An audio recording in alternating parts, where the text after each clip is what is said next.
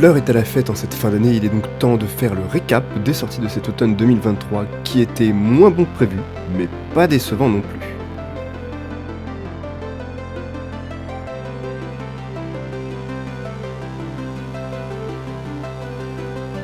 Vous connaissez mon niveau au FPS? Éclaté, comme cet anime, et en plus, je joue mieux qu'eux. Je veux dire, il y a quand même une scène où sans obstacle, chacun vit d'un chargeur sur l'autre sans toucher. À un moment, faut pas abuser. L'avis général est bien plus positif. Pour ma part, j'ai juste détesté. Le personnage principal est insupportable. Elle n'a pas retenu les leçons du passé et s'en sort malgré tout. C'est nul. Un peu de fantaisie, mais beaucoup de naïveté. Vous n'avez pas regardé, vous n'avez pas raté grand-chose. Comment rater une histoire pleine de potentiel? Ça pourrait partir tellement plus haut, mais non. Très décevant. Certains points sont pas si mal, mais les personnages n'ont aucun charisme et le perso principal a lui aussi une mentalité pourrie. C'est quand même pas la marque de fabrique de la saison. Après un départ en grande pompe, l'anime perd beaucoup de jus sur la seconde partie, c'est dommage. C'est plat, saigné, on s'attendait pas à plus de toute façon. Un énième Battle Royale avec une fin qu'on n'a pas compris, ou alors peut-être faut-il attendre une suite? J'ai vraiment pas compris. Un roi démon qui ressuscite et aide les humains. Ok, mais le fait qu'il ait une personnalité tsundere plutôt que d'assumer son rôle, ça m'a énervé. Du virtuel très chill, c'est correct, mais pas fou, et les tentatives d'ajouter de la profondeur ne fonctionnent simplement pas. C'est propre, mais qu'est-ce qui fait qu'on se retrouve avec seulement 2 étoiles? Le fait qu'on comprenne pas ce qu'il se passe. Je suis pas du tout horreur, mais je sais reconnaître quand ça me plaît. Là, non.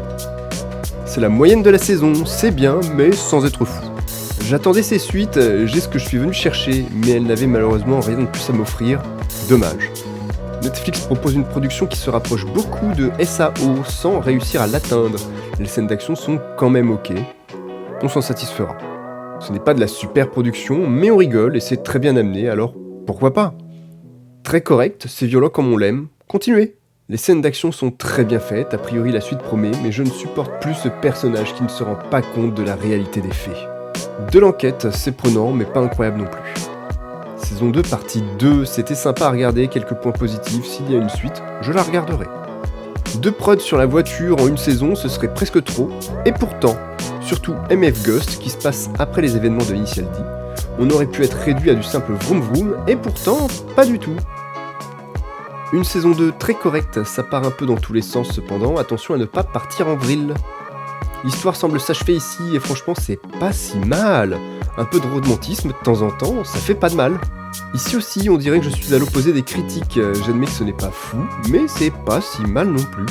Il se passe toujours plus de choses derrière les apparences de la famille Forger, j'adore. Je suis complètement satisfait, c'est très bien fait, le perso est incroyable sur la fin, c'est du bon boulot. Le royaume de la science va toujours plus loin, et si vous avez regardé, vous savez déjà qu'on a envie de voir la suite.